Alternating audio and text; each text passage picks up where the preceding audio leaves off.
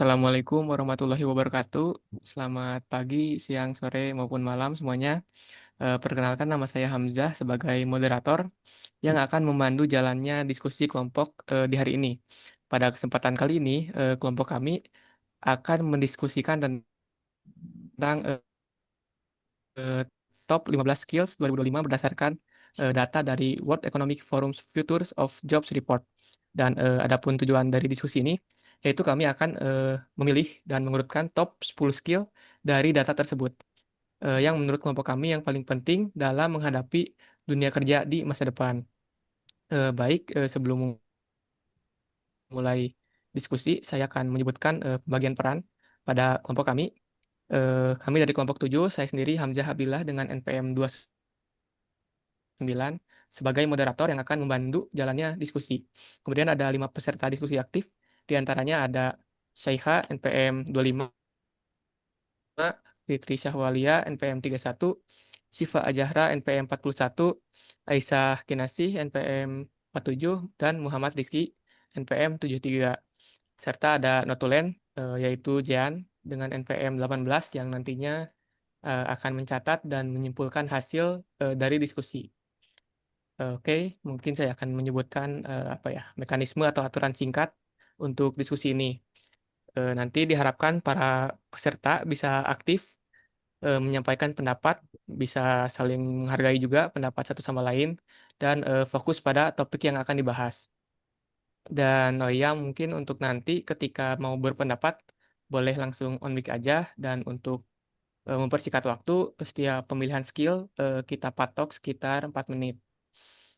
Oke, baik, kita langsung aja mulai ke diskusinya. Kita mulai dari top 1. Apakah ada yang mau memberikan pendapat terlebih dahulu yang layak di posisi pertama? Boleh, silahkan langsung. Ya baik, mungkin dari saya dulu.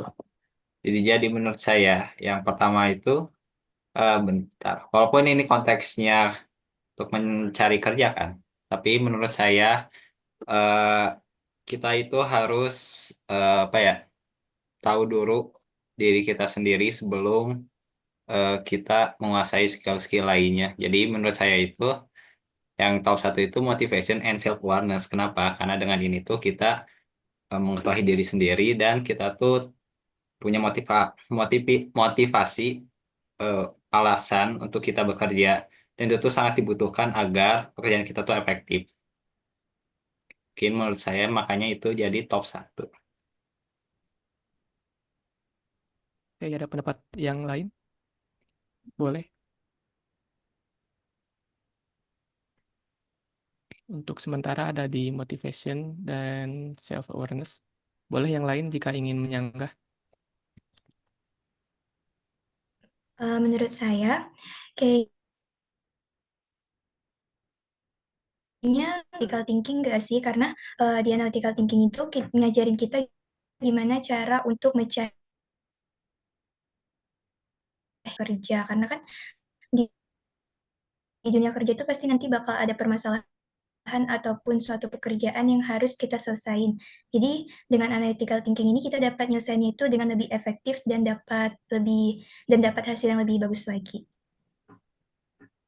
Oke, sementara ada yang berpendapat untuk motivation and self awareness dan ada analytical thinking. Yang lainnya mungkin. Menurut saya yang paling cocok untuk nomor satu itu yang motivation and self awareness karena saya setuju dengan pendapatnya Hatami, apalagi motivation itu datangnya dari dalam diri kita. Jadi menurut saya nomor satu motivation and self awareness.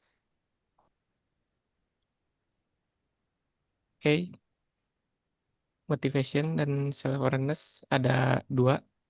Yang lain ada yang mau berpendapat lagi sampai 2142 untuk top satu Kalau ini. Boleh.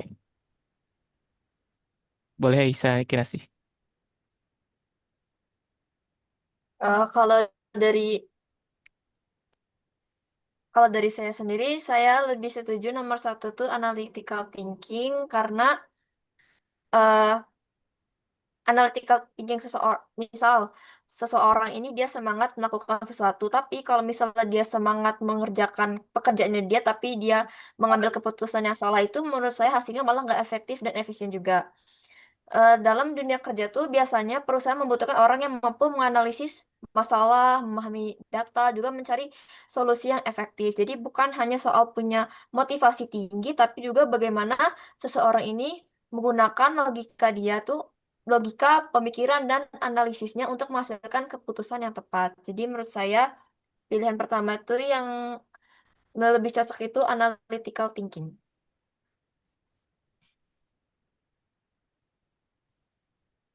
Oke, sementara dua sama ya. Masih ada yang mau berpendapat? 1 menit lagi. Oke, boleh, Siva. Kalau menurut saya untuk yang pertama itu analytical thinking karena skill ini sangat penting untuk mengambil keputusan.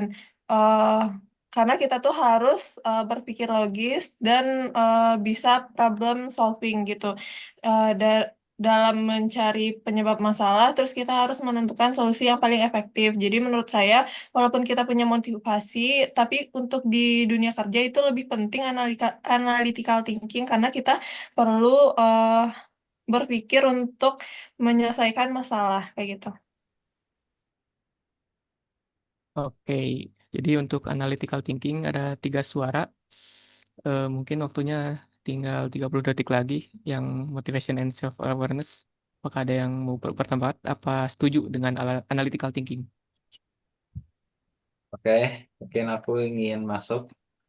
Jadi menurut aku tetap motivation and self awareness. Kenapa? Karena analytical thinking itu lebih ke hal teknis.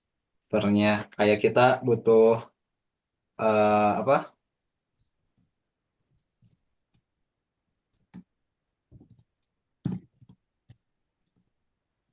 Butuh seperti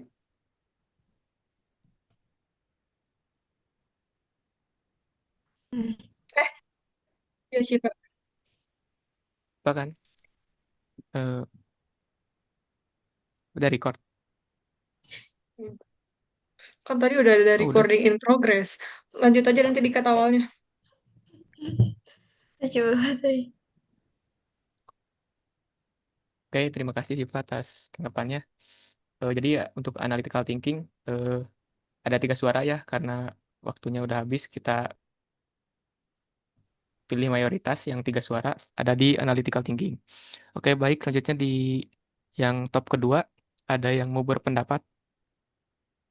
Menurut saya yang nomor 2 itu 4 menit Oke, dari sekarang. menurut saya yang poin nomor 2 itu saya pilih motivation and self awareness karena analytical thinking itu harus didukung dengan dua skill tersebut karena dengan kita punya motivasi jadi kita bakalan lebih banyak belajar dan dengan self awareness itu kita bisa menerima saran dan kritik sehingga bisa lebih berkembang gitu. Kalau orang punya self awareness jadi dia lebih terbuka akan saran dan kritik gitu. Jadi bisa berkembang. Oke, terima kasih. Ada yang berpendapat lain?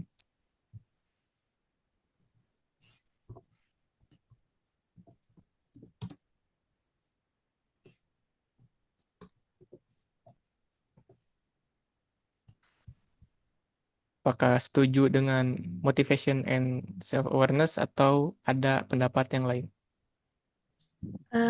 Saya setuju dengan pendapat Syaika untuk skill kedua ini memang lebih cocok dengan motivation dan juga dan self awareness. Oke, terima kasih. Udah 2 suara. Ada lagi? Dari saya juga nomor 2 saya setuju dengan motivation dan self awareness. Oke, 3 suara. Ada yang Eh, berpendapat lagi? Oke, boleh. Rizky Hatami. menurut saya ya setuju. Kenapa? Karena motivation and self awareness itu merupakan fondasi.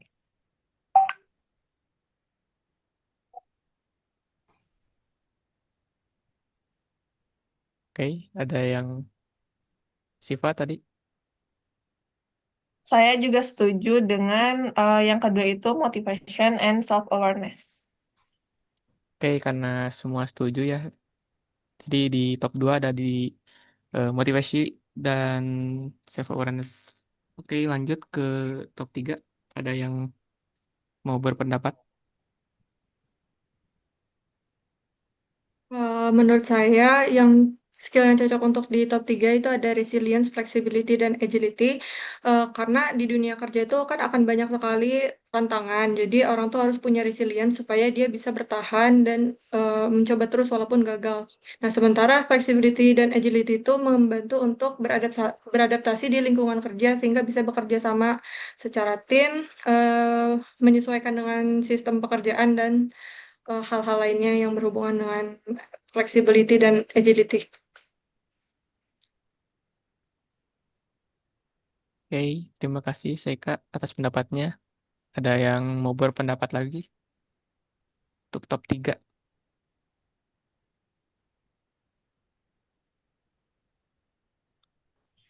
Saya, menurut saya memang lebih cocok untuk skill ketiga ini resilience, flexibility sama agility karena pasti dalam dunia pekerjaan itu pasti banyak tantangan. Jadi resilient atau ketahanan mental itu sangat dibutuhkan agar kita dapat bertahan. Terus agility atau untuk adaptasi pasti dalam dunia baru tuh banyak hal yang berbeda. Jadi untuk beradaptasi itu juga sangat penting dalam dunia kerja nanti. Jadi saya setuju dengan Syaika untuk skill ketiga itu emang lebih cocok resilience, flexibility, sama agility. Oke, udah 2 suara. Ada yang mau berpendapat yang lain atau setuju? Dari Kalau saya, saya juga Boleh, Syifa. silahkan Syifa.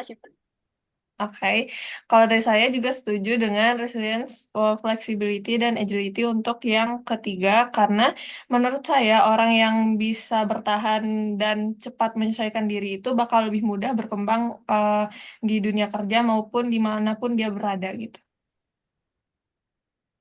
Oke, Aisyah.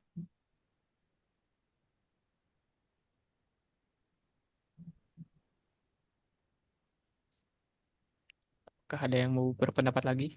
Tinggal 2 menit. Dari saya juga setuju untuk yang nomor 3 itu resilience, flexibility, dan agility. Saya juga setuju karena dengan alasan mungkin tadi sudah terwakilkan oleh teman-teman saya. Baik, jadi untuk di urutan ketiga ada resilience, flexibility, and agility. Untuk yang keempat, ada yang mau berpendapat? 4 menit dari sekarang boleh, Siva Azahra. Oke, menurut saya yang keempat itu curiosity dan lifelong learning karena rasa penasaran dan ingin tahu tuh bikin kita lebih berkembang dengan perkembangan teknologi ini dan informasi itu cepat banget kan berkembangnya. Jadi kita tuh butuh curiosity dan lifelong learning. Kalau seorang malas belajar hal baru, dia tuh bakal gampang tertinggal. Dan menurut aku, curiosity itu bikin seorang lebih aktif untuk mencari tahu dan lebih terbuka dengan hal-hal baru. Oke, terima kasih atas pendapatnya. Ada yang berpendapat yang lain atau setuju?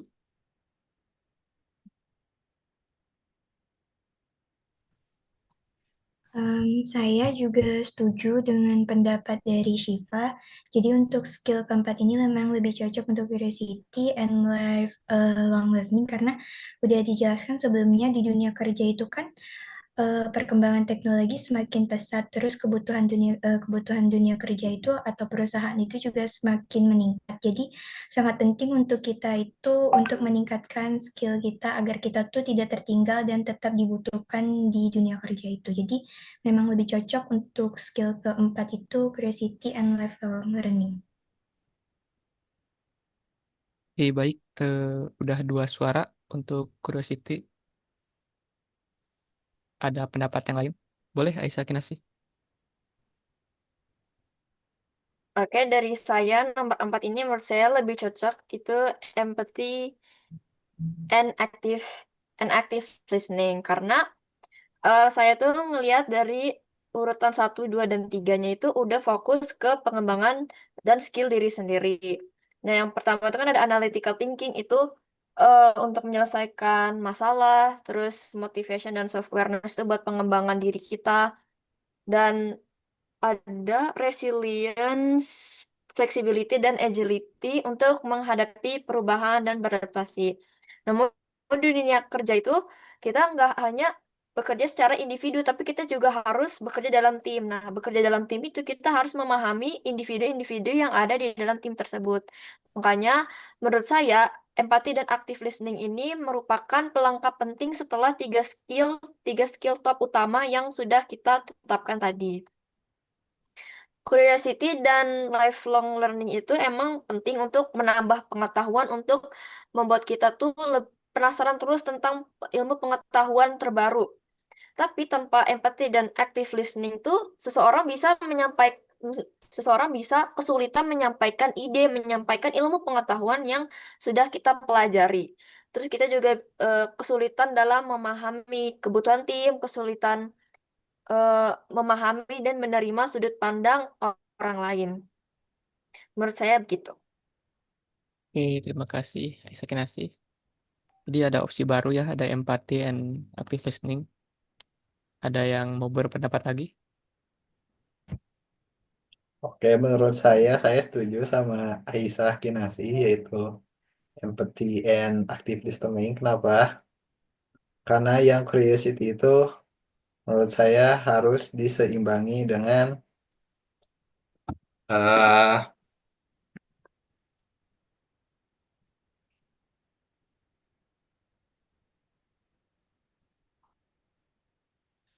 oke, menurut saya setuju dengan curiosity and lifelong learning.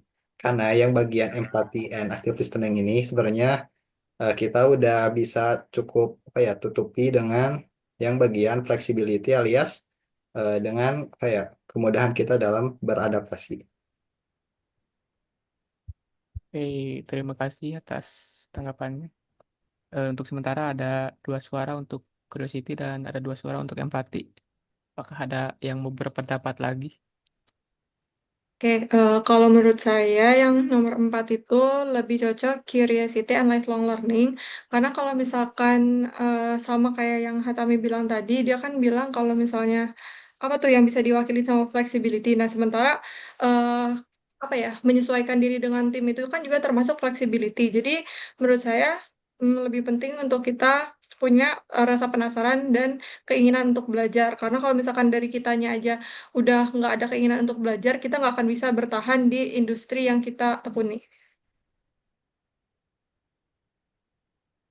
Oke, berarti untuk sekarang ada 3 suara untuk curiosity and lifelong learning. Masih ada waktu 1 menit. Apakah ada yang mau menyanggah lagi atau berpendapat lagi?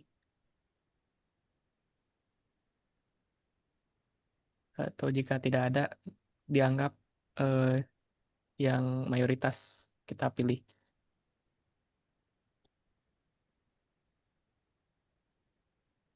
Tunggu 5, 4, 3, 2.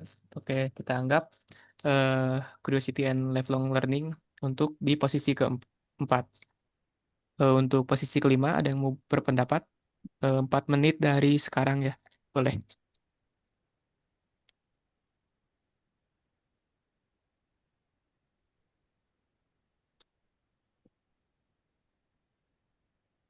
Silahkan. Yang skill kelima.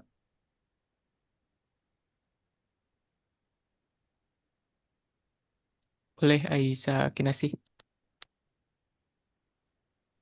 Oke, jadi menurut saya yang kelima ini tetap dengan skill yang tadi saya argumenkan itu uh, empathy dan active listening. Karena ini kan yang top 1 sampai 4-nya tuh udah fokus ke pengembangan diri sendiri.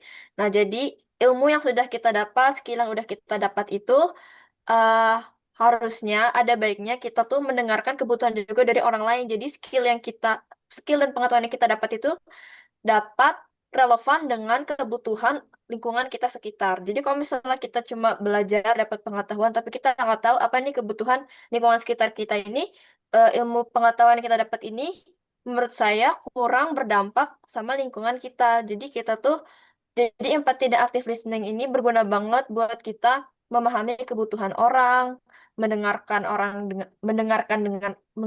dengan baik, terus juga membangun komunikasi yang efektif. Jadi gitu. Oke, terima kasih Aisyah Kinasi atas pendapatnya. Boleh, lanjut Saika. Oke, saya setuju sama Aisyah karena empati itu kan mendengarkan empati itu bikin kita bisa komunikasi dengan efektif di lingkungan kerja, sedangkan active listening itu menurut saya bisa membangun rasa percaya atau trust dalam sebuah tim maupun kayak trust dari atasan ke anggota-anggotanya maupun trust dari kita dan ke klien gitu. Oke, terima kasih. Atas tanggapannya boleh, Siva. Saya juga setuju dengan Aisyah dan Syaika karena menurut saya empati itu bikin kita lebih peka terhadap perasaan orang lain dan bikin kerjasamanya itu lebih nyaman. Juga buat active listening itu bukan cuma mendengarkan, tapi kita benar-benar memahami dan menghargai apa yang orang lain sampaikan kayak gitu.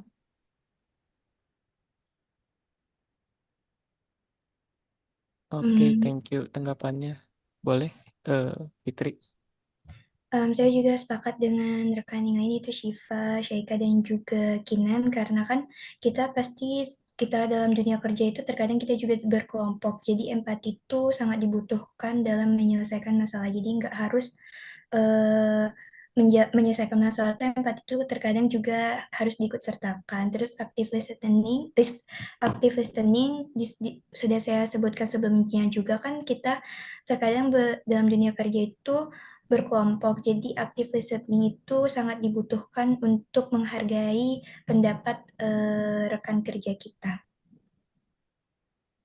Oke, eh, udah 4 suara. Apakah ada yang mau berpendapat lagi? Oke, mungkin dari saya juga setuju terkait nomor 5 ini, skillnya empati dan active listening, karena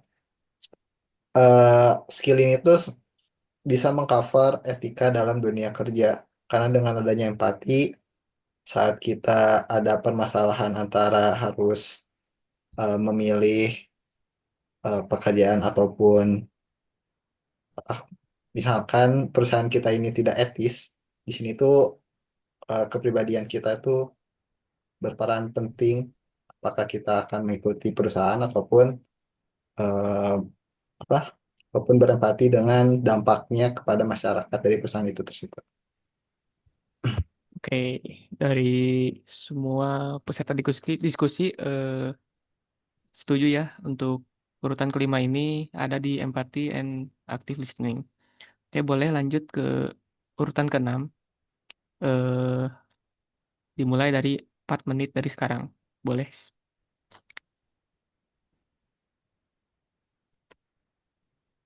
Oke, Oke, boleh Saika. Oke, menurut saya yang di nomor 6 itu kita harus taruh skill leadership dan social influence. Karena menurut saya kepemimpinan itu bukan semerta-merta hanya jabatannya aja yang pemimpin, tapi bagaimana si orang ini tuh bisa mempengaruhi sekitarnya untuk bergerak dengan lebih baik. Nah, selain itu juga leadership ini juga maksudnya dalam interpretasi saya, orang ini tuh memiliki goal yang jelas dan fokus pada tujuannya. Sehingga menurut saya ini penting untuk ditaruh di nomor 6. Oke, terima kasih atas pendapatnya Saika. Apakah ada yang mau berpendapat lagi? Silahkan. Oke, boleh Siva. Oke, saya setuju dengan Syaika untuk menempatkan leadership dan social influence itu di nomor 6 karena menurut saya sangat dibutuhkan orang yang bisa mengarahkan tim dan menjaga kerjasama tim itu sesuai dengan apa yang sudah direncanakan dan sesuai dengan tujuan tim awalnya kayak gitu. Oke, terima kasih atas pendapatnya sih Pak. Ada pendapat lain? Oke, izin. Mungkin dari saya juga setuju karena skill dari leadership and social influence ini kelemahannya sudah tertutupi oleh skill bagian 5. Kenapa? Karena artinya eh, jika kita apa? Jika urutan skills yang ada pada diri kita ini seperti ini, artinya kita akan menginfluence orang-orangnya tidak ke jalur yang sesat. Mungkin seperti itu aja. Terima kasih. Oke, terima kasih atas pendapatnya. Untuk leadership ini udah ada 3 suara. Apakah ada yang mau berpendapat yang lain?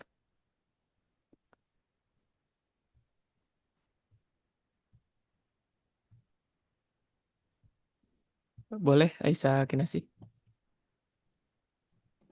Dari saya juga setuju untuk yang nomor 6 itu leadership dan social influence karena dari skill 1 sampai 5 ini menurut saya udah menjadi fondasi seorang leader. Jadi menurut saya cocok nomor 6 ini leadership dan social influence. Oke, sudah ada 4 suara untuk leadership. Oke, boleh Fitri Sahwalia. Sebenarnya saya juga sepakat dengan teman-teman yang lain untuk skill ke-6 ini memang lebih cocok leadership sama social influence karena dalam dunia kerja untuk mengarahkan suatu kelompok atau rekan itu leadership itu sangat dibutuhkan dan social influence itu juga sangat dibutuhkan dalam dunia kerja untuk kita dapat menyampaikan pendapat kita itu agar orang-orang itu dapat mengikutinya gitu. Jadi menurut saya memang sudah cocok untuk skill ke-6 ini. Oke, jadi di urutan 6 kita fix ya, ada leadership and social influence. Oke, baik. Kita lanjut ke skill yang ketujuh. Ada yang mau berpendapat? Waktu dimulai dari sekarang, 4 menit. Oke, boleh, Saika. Menurut saya yang nomor 7 itu saya mau masukin skillnya troubleshooting and user experience karena troubleshooting itu kan kemampuan memecahkan masalah yang dikombinasikan dengan fokus pada pengalaman pengguna. Nah, kita tuh kalau mau nyelesain suatu masalah itu harus mempertimbangkan sebenarnya demand-nya itu apa. Jangan sampai kita bikin sesuatu tapi kayak sebenarnya itu tuh nggak berguna, tapi kita bikin karena yang nggak jelas aja alasannya. Jadi menurut saya yang paling penting nomor 7 itu adalah troubleshooting yang dikombinasikan dengan user experience. Oke, terima kasih atas pendapatnya. Oke, boleh, Siva. Kalau menurut saya untuk skill nomor 7 itu sistem thinking karena kita harus tahu sumber dan akar dari suatu masalah. Suatu masalah itu biasanya saling berhubungan satu sama lain. Jadi kita tuh nggak bisa melihat sesuatu hanya dari satu sisi aja. Jadi skill ini bisa membantu kita memahami gambaran besar dari masalahnya sehingga kita tahu cara nyelesain masalahnya tuh kayak gimana. Oke, terima kasih Siva atas pendapatnya. Apakah ada yang berpendapat yang lain? Oke, Rizky Hatami, boleh. Oke, menurut saya nomor 7 itu cocoknya creative thinking. Kenapa? Karena dari dua argumen yang tadi itu akarnya tuh di permasalahan kan. Nah, dengan creative thinking biasanya orang-orang yang punya creative thinking itu bisa memecahkan problem dengan solusi-solusi yang unik dan efisien. Karena apa? Karena kan kreatif. Nah, kenapa nggak troubleshooting and user experience? Karena troubleshooting and user experience itu biasanya kan halnya tuh terlalu teknis kalau troubleshooting dan butuh pengalaman. Karena kan itu bacaannya user experience kan. Nah, lalu kenapa tidak sistem thinking? Karena sebenarnya kita kan milihnya tuh kreatif ya, artinya kayak kayak udah ke cover. kayak bisa di skip aja gitu. Karena kan biasanya yang kreatif itu out of the box ya, walaupun mungkin kadang-kadang nggak masuk akal. Oke, oke. Untuk sementara jawabannya beda-beda. Ada yang mau berpendapat yang lain? Oke, boleh Aisyah Kinasi. Oke, untuk saya sendiri saya setuju dengan Khatami untuk creative thinking. Kenapa? Kenapa kurang setuju dengan yang troubleshooting dan user experience maupun yang system thinking itu karena eh, creative thinking ini sumber munculnya ide, inovasi, dan solusi baru dalam menghadapi masalah. Misal yang troubleshooting tadi itu kan berfokus itu memperbaiki masalah yang sudah ada. Nah, kalau creative thinking ini, seseorang ini bisa menciptakan pendekatan baru bahkan sebelum masalah itu muncul. Jadi, creative thinking ini dapat mencegah masalah tersebut untuk timbul dan juga menghasilkan ide inovasi yang unggul, ide dan inovasi yang baru yang unggul. Nah, kalau misalnya yang sistem thinking itu emang penting untuk memahami hubungan suatu sistem. Tapi tanpa creative thinking, seseorang itu hanya cenderung memahami sistem yang sudah ada tanpa menghasilkan pembaruan, tanpa menghasilkan inovasi. Jadi menurut saya eh, nomor 7 itu yang lebih sesuai itu creative thinking sebelum troubleshooting user experience dan system thinking. Oke, terima kasih atas pendapatnya Aisyah. Untuk sementara kreatif ada 2, sistem 1, dan troubleshooting 1. Oke, Fitri, boleh. Sebelumnya saya sepakat dengan Aisyah dan juga Hatami untuk skill nomor 7 ini lebih cocok untuk creative thinking karena dengan creative thinking itu kita dapat menyelesaikan masalah itu dengan lebih mudah lagi dibandingkan dengan troubleshooting sama system thinking. Oke, terima kasih atas pendapatnya. Waktunya 30 detik. Boleh, Saika, jika ingin menyanggah atau menambah.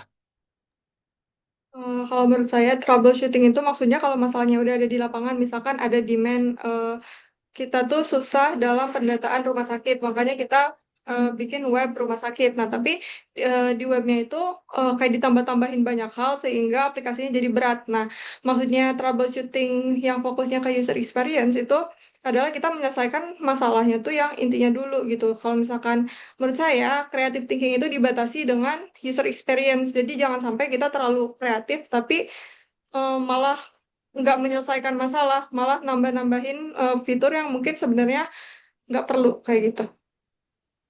Oke, terima kasih atas tanggapannya. Mungkin terakhir ada yang mau menyanggah atau menambahkan? Atau ada yang mau berpindah pendapat? Karena untuk sementara mayoritas memilih creative thinking. Ditunggu 5, 4, 3, 2, 1.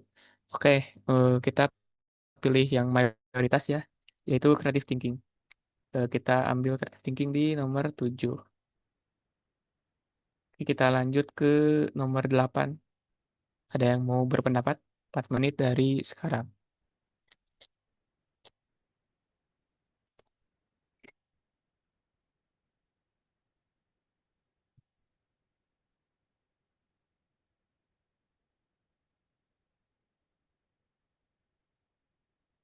Silahkan untuk skill yang urutan ke-8.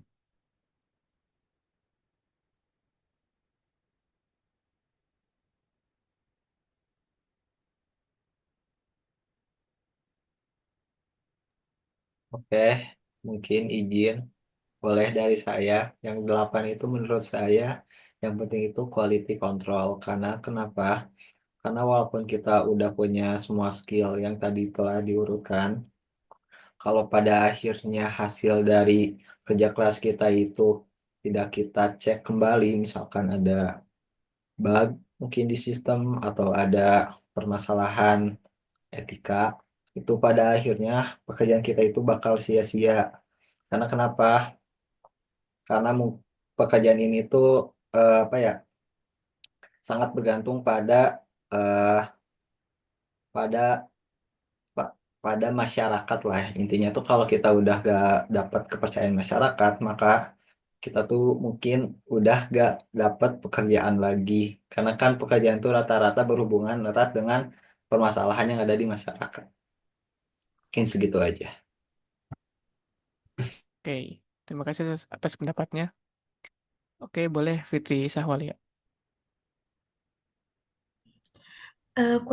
Oke, menurut saya quality control itu memang penting, tapi menurut saya untuk skill ke-8 ini lebih cocok untuk data storytelling. Jadi kan sebelumnya kita udah menganalisis masalah, terus misalnya membuat eh, menyelesaikan suatu pekerjaan. Jadi data storytelling, jika kita udah menyelesaikannya tapi kita tidak dapat menyampaikan data kita dengan baik, itu tuh nggak akan berguna. Jadi menurut saya untuk poin ke-8 ini lebih cocok untuk data storytelling terlebih dahulu.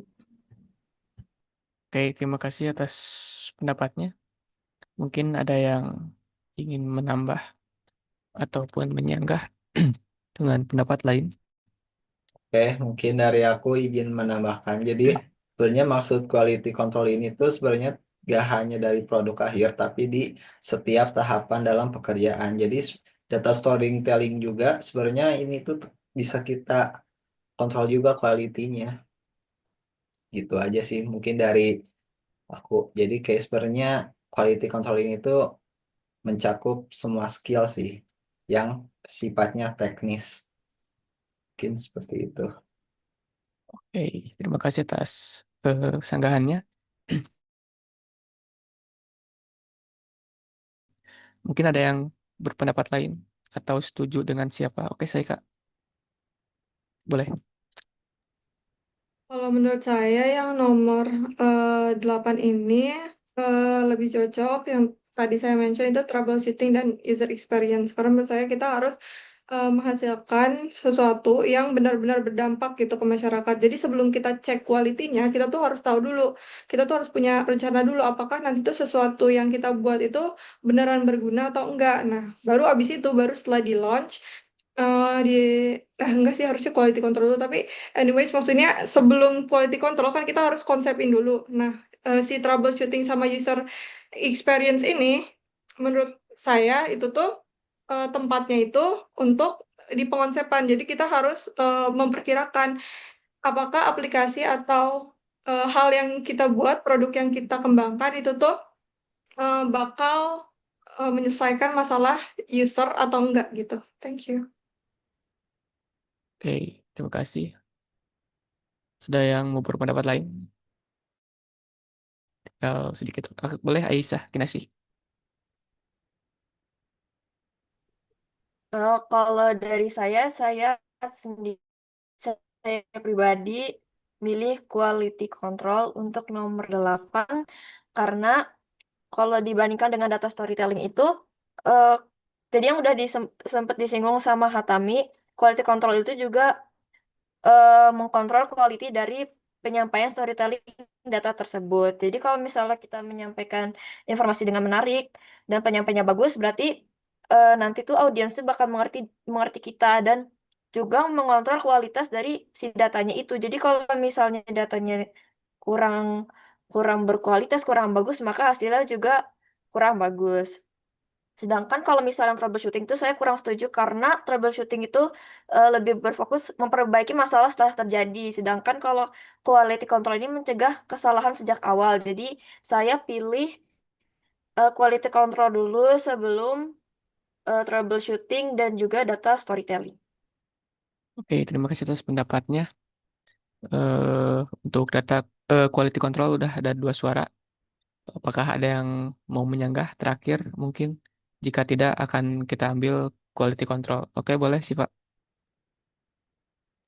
Aku setuju kalau nomor 8 itu quality control karena menurut aku dalam dunia kerja tuh satu kesalahan kecil aja bisa berdampak besar, apalagi kita tuh misalnya kan kalau kita bakal bikin program.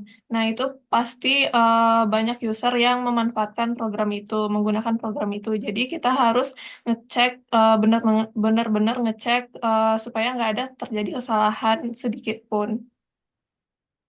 Oke, karena waktunya juga udah habis dan ada 3 suara untuk quality control, kita pilih quality control di nomor 8. Oke, selanjutnya untuk nomor 9, ada yang mau berpendapat? Skill di nomor 9, 4 menit dari sekarang.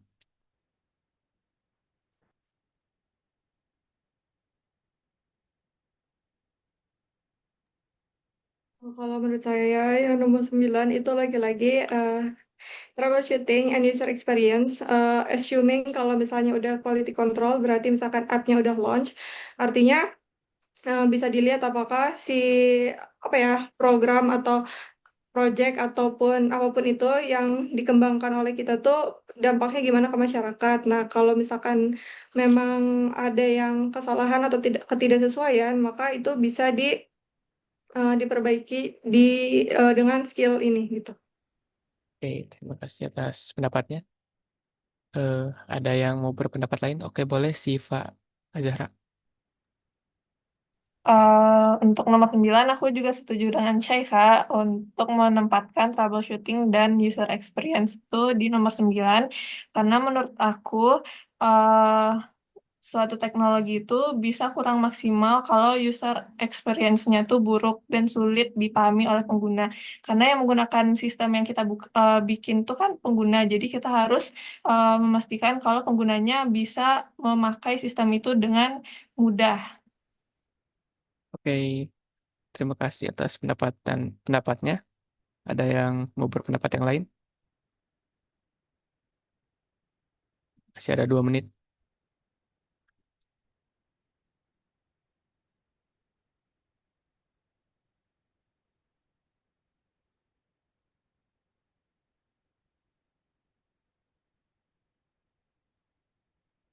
Jika setuju, boleh bilang setuju.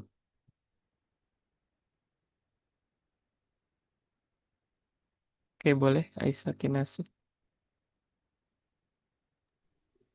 Untuk yang nomor 9, saya juga setuju untuk troubleshooting dan user experience karena dilihat dari yang skill-skill sebelumnya ada creative thinking, quality control. Nah, troubleshooting dan user experience ini bisa menjadi pelengkap skill-skill yang sudah kita tambahkan sebelumnya. Jadi, eh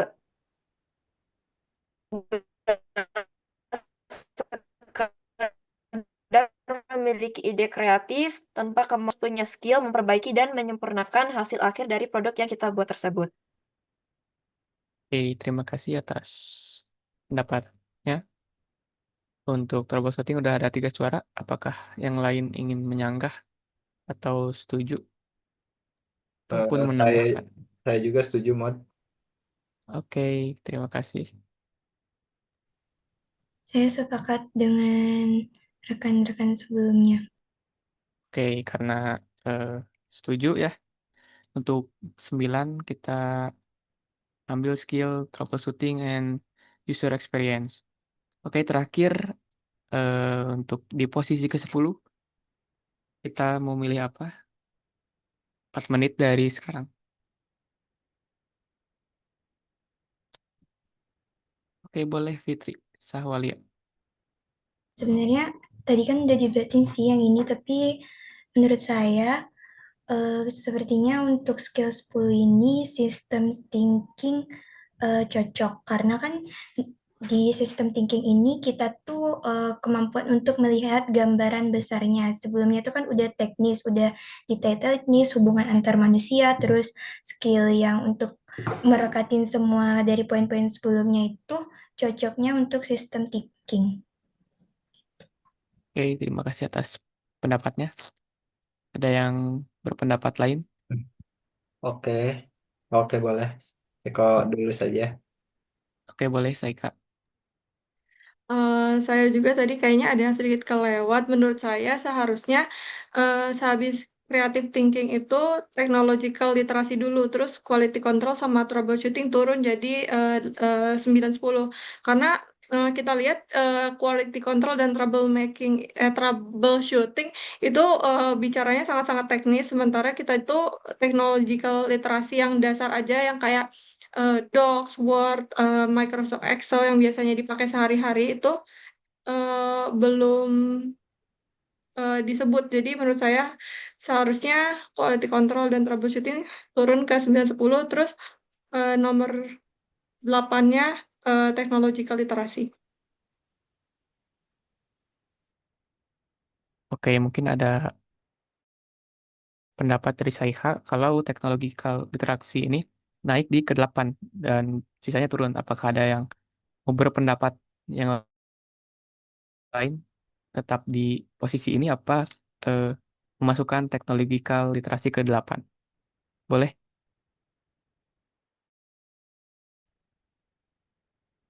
Ada yang mau berpendapat, menyanggah, atau Oke, baik. Menurut saya tidak setuju dengan Ceko yang menempatkan teknologikal literasi itu di 8. Karena sebenarnya kita tuh tidak harus terus apa tidak harus terus ikut pembaharuan. Kenapa? Karena sekiranya kalau sudah cukup, misalkan sudah cukup, sudah pas, di beberapa perusahaan pun mereka tidak memperbarui teknologinya. Karena kenapa? Karena sudah cukup. Itu termasuk ke efisiensi. Menurut saya yang ke-10 itu yang paling cocok itu yaitu service orientation. Kenapa? Karena hal-hal yang sebelumnya itu sudah teknis dan kita tuh butuh skill gimana untuk selling ke orang-orang. Karena kalau tidak ada ini, percuma skill kita itu kayak kayak gak bakal berguna kalau kita gak bisa memikat masyarakat. Mungkin segitu aja dari saya. Terima kasih. terima kasih Rizky Tami atas tanggapannya. Ada yang mau berpendapat lagi? Oke, boleh saya Kak. Saya setuju sama Hatami juga, sebenarnya yang service orientation itu bagus setelah saya mendengar pendapatnya Hatami. Cuman saya kurang setuju kalau misalkan beberapa perusahaan itu nggak usah pembaruan karena mereka sudah cukup dengan yang saat ini.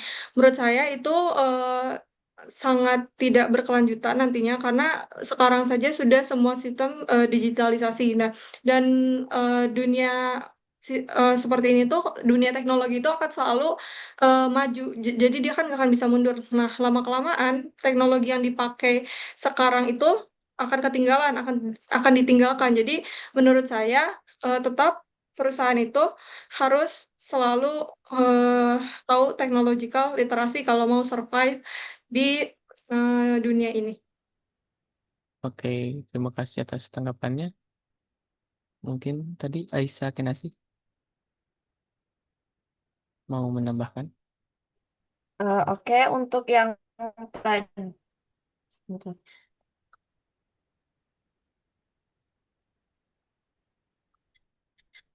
Untuk yang tadi yang teknologi literasi ya, saya kurang setuju kalau misalnya dimasukin nomor 8 itu, karena menurut saya udah ada curiosity dan udah penasaran dengan ilmu yang baru, ya,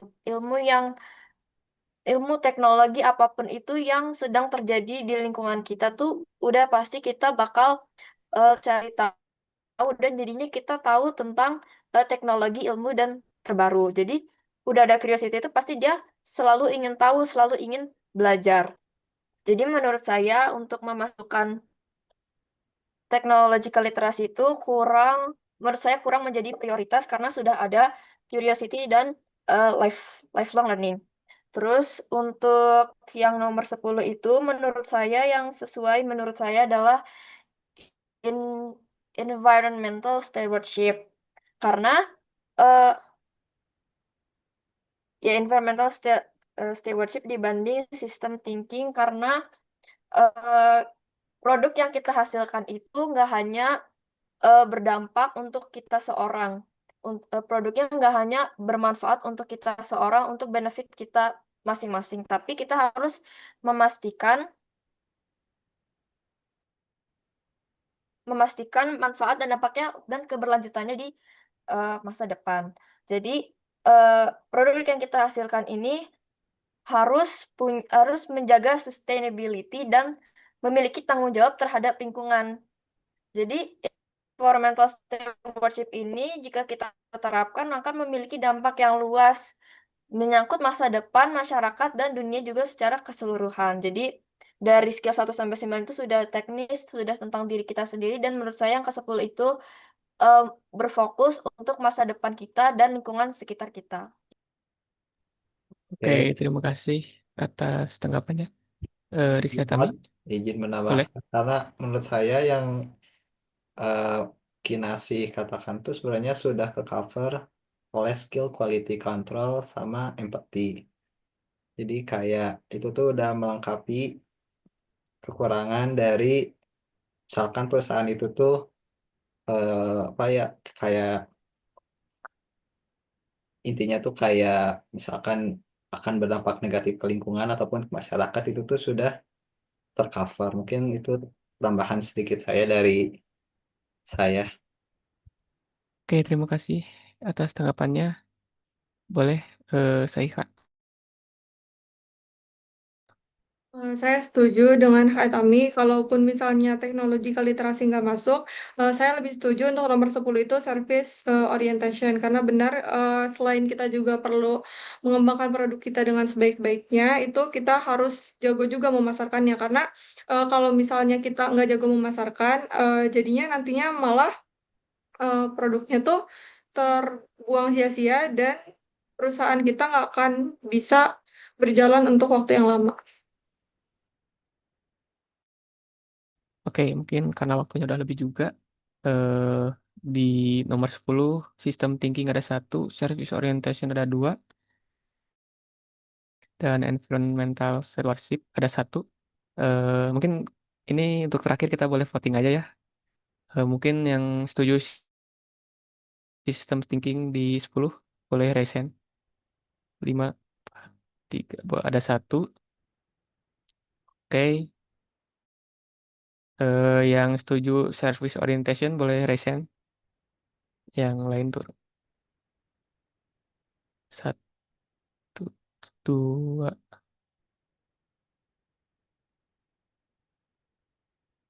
ada 3 ya. Oke, mungkin untuk prioritas di service orientation. Untuk nomor 10 kita pilih service orientation. Oke, nah mungkin udah lengkap ya. Karena udah dapat top 10 skill. Dan mungkin untuk sebelum kita menutup diskusi, saya persilahkan diskusi serta mungkin analisis singkat mengenai diskusi yang telah kita lakukan.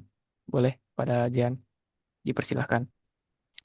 Setelah diskusi yang telah kita lakukan, teman-teman, izinkan saya melakukan kesimpulan atau membacakan apa sih yang aku dapat dari diskusi tadi. Jadi yang pertama itu analytical thinking menjadi skills paling utama atau paling top 1 karena skill analytical thinking ini adalah skill yang paling mahal atau di pekerjaan itu yang paling dibutuhkan memang adalah problem solving sama decision making. Makanya dibutuhkan pengertian dalam untuk analytical thinking. Lalu yang kedua itu skill motivation and self-awareness, di mana dibutuhkan karena menjadi top 2, karena selain skill yang harus kuat, juga harus ada kepercayaan diri lah, bisa dibilang. Kepercayaan diri dan fondasi untuk terbuka, misalkan terhadap kritik dan bisa membangun diri menjadi lebih baik lagi dan selalu semangat atau konsisten dalam mengerjakan pekerjaannya. Lalu yang ketiga adalah resilience, flexibility, agility. Mengapa? Karena yang seperti teman-teman diskusikan dibutuhkan karena seorang pekerja membutuhkan untuk adaptasi dalam berbagai macam dan banyaknya perubahan yang bakal ada dalam pekerjaannya. Selanjutnya, ada curiosity and lifelong learning. Ini dibutuhkan agar, singkatnya adalah agar karirnya panjang di pekerjaan itu. Lalu yang kelima adalah empathy and active learning, di mana dibutuhkan juga selain diri yang kuat, selain skill yang kuat, dibutuhkan juga skill tim yang kuat atau menjadi skill komunikasi yang kuat lah, seperti bisa melakukan komunikasi efektif, selanjutnya bisa membangun relasi dengan tim, dan bisa meminimalisasikan miscommunication. Selanjutnya ada leadership and social influence, di mana bisa juga seorang pekerja bisa juga memandu atau selalu bisa fokus akan tujuan. Misalkan ia suatu waktu harus memimpin sebuah tim dan bisa diperhatikan juga empati harus lebih tinggi daripada leadership, karena seorang leader bisa juga melenceng atau bisa jadi meninfluence hal yang tidak benar seperti yang pernah di-mention oleh Rizky. Selanjutnya adalah troubleshooting and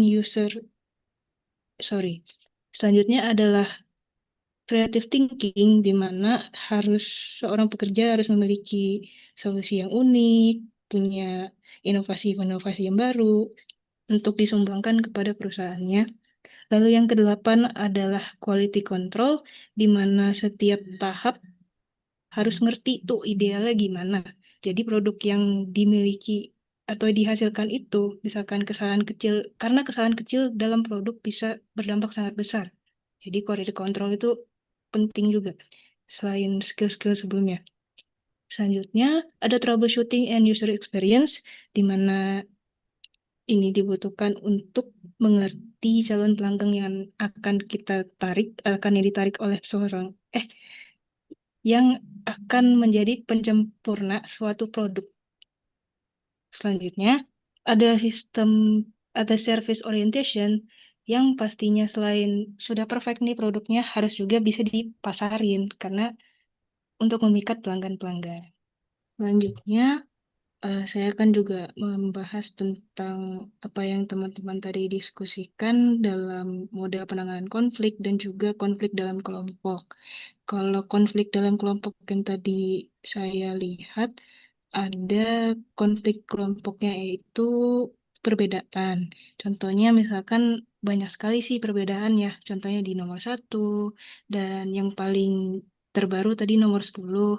Seperti banyak sekali perbedaan yang teman-teman saling mempertahankan pendapatnya. Lalu yang ketiga, ada juga konfliknya itu dengan pernyataan ya. Dengan pernyataan tadi saling memberikan sanggahan dan juga memberikan untuk mengubah kepahaman tadi yang teman lihat gitu dari nomor 10 yang tadinya nggak setuju menjadi setuju, akhirnya menjadi service orientation, meskipun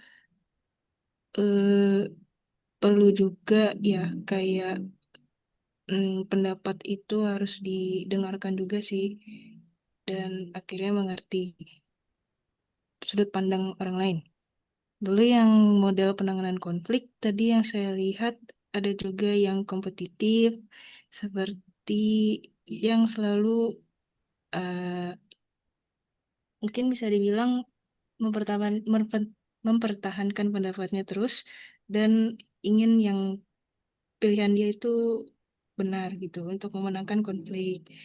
Lalu juga ada kolaboratif, di mana saling aktif sih tadi teman-teman itu untuk turut serta memberikan pendapat kalau ini tuh harus selesai gitu, harus selesai. Jadi ini yang paling oke deh kayaknya. Terus yang kelima, ada juga model compromising, di mana anggotanya tuh tadi juga give and take untuk menyelesaikan konflik. Pada nomor 10 tuh contohnya, sebenarnya kan masih ada yang belum sepakat dan udahlah biarin aja gitu. Untuk sepakat bahwa nomor 10 adalah service orientation. Jadi sekian kesimpulannya berdasarkan model penanganan konflik dan juga konflik dalam kelompok. Terima kasih.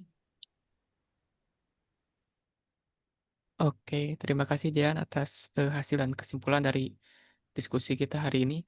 Dan jadi karena diskusi kita udah sampai akhir ya, saya ingin mengucapkan terima kasih kepada seluruh peserta diskusi yang telah